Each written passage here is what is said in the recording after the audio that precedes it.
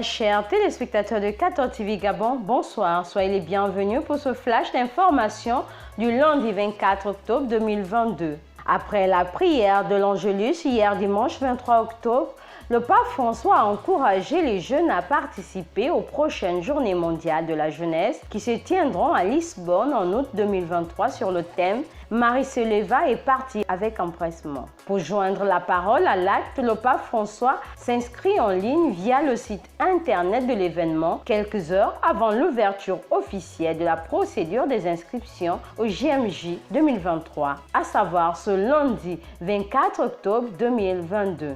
Dans l'exhortation du dimanche 23 octobre 2022, place Saint-Pierre, le Saint-Père est revenu sur la parabole qui met en exergue deux protagonistes, un pharisien et un publicain, autrement dit, un homme religieux et un pécheur déclaré.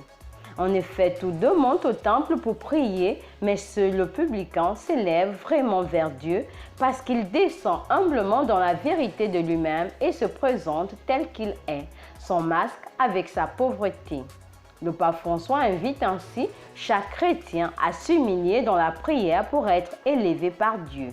Dans le magistère local, le samedi 22 octobre 2022, au stade de Franceville a eu lieu la cérémonie d'ordination épiscopale de Monseigneur Ephrem Johnny comme évêque du diocèse de Franceville.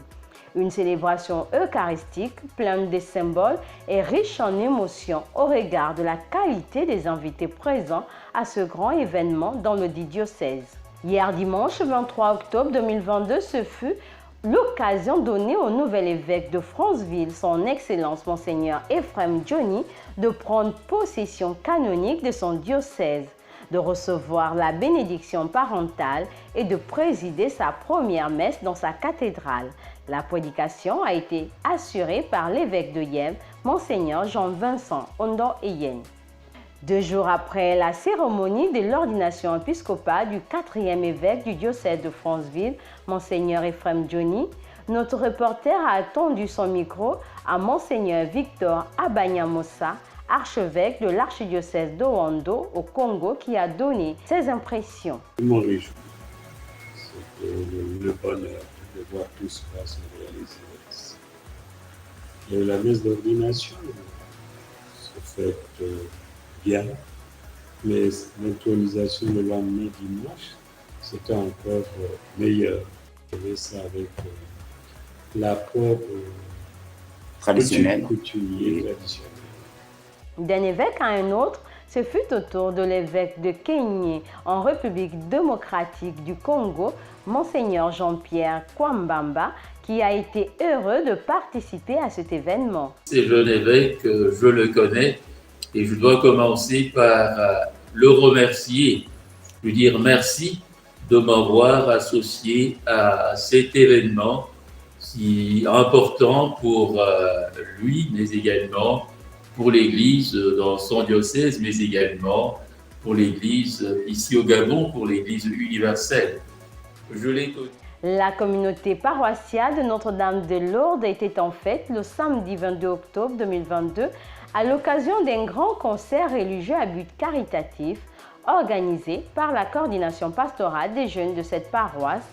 Les dons récoltés permettront de scolariser les enfants démunis. Saint du jour. Figure emblématique de la Catalogne de 1800.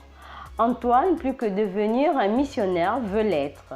En 1849, il fonde la Congrégation des Fils du Cœur Immaculé de Marie, appelée Missionnaires Claretins.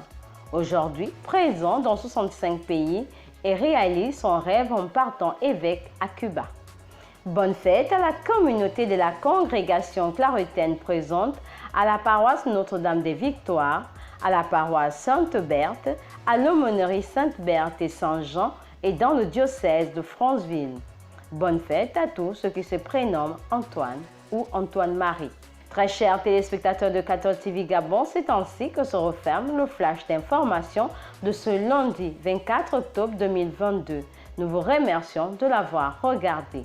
En route pour les 200 ans de notre Église, gardons la foi, l'espérance et la charité.